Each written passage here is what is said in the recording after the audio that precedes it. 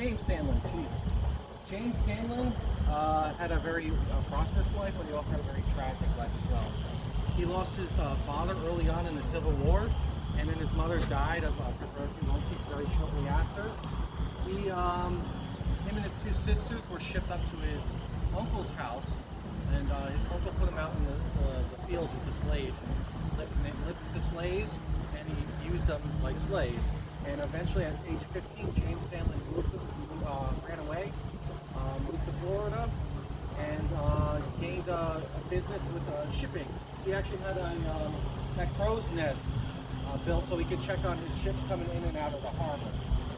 So he gained a lot of money in town. He was also one of the first people to the country to overthrow Colonel Trevue. He was mayor for a while in the turn of the century, 1900, I believe. He married a woman named Lula, and it was the first legal marriage in the new town of Punta Gorda. He also had a baby, it was a son, but he died 3 days later. James got a little overwhelmed with his business, so he had his cousin come down. His name was Jesse. Jesse came down and helped with the family business, but unknowingly he brought tuberculosis into the house. And he died here, and he also gave the disease to Sandlin's 11-year-old son, and he died here as well. James started catching it himself, and Lula brought the family out to Alligator Creek, the farmhouse in Alligator Creek. She felt that it was a better environment without the harbor coming in and all the winds and stuff. And they rented the house to a tugboat captain, Captain Dewey. And one night, he was standing right there in the corner. Somebody came out here on the road. They aimed a gun, shot at him, it bounced off of his screen and deflected down, hitting him in the leg. He did eventually lose his leg. And that was the case that the girls helped solve many years later. So James did die. So he died in Alligator Creek. He was buried out in Indian Springs. Lula moved the four remaining children back here. And one night in August, one evening in August, their daughter was helping ironing clothes with a brand new state-of-the-line kerosene operated iron. They had a lot of money, so this is a brand new tool. There was a malfunction with the device, and her dress caught on fire.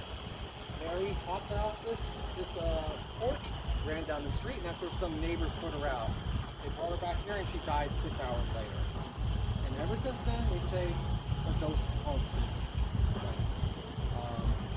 Sandlin's moved out, and they new owners came in, and the mother and the son were right here in the parlor, and they saw the door swing open, and they heard footsteps go up the stairs all the way up to the crow's nest. That was the first incident. It scared the boy so bad that he slept with a .22 rifle next to him for the duration of the time here.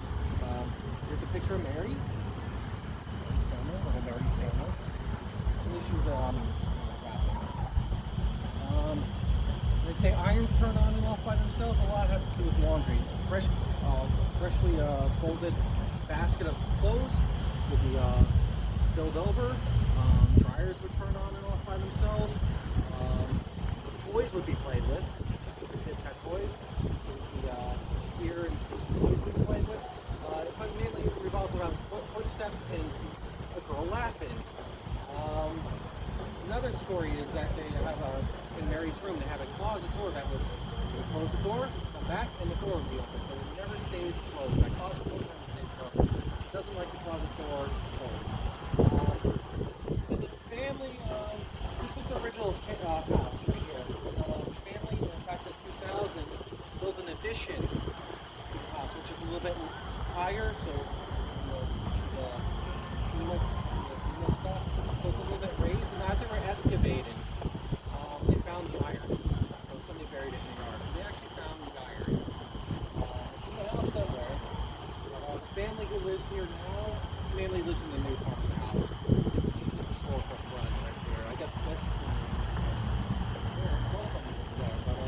you look around the side of the house, you'll see that it's quite a large house. But, yeah, the crow's nest, there's a lot of stuff to talk about. The crow's nest on the bottom, not once but twice a year apart. Burned the roof so badly that they replaced it with this metal roof.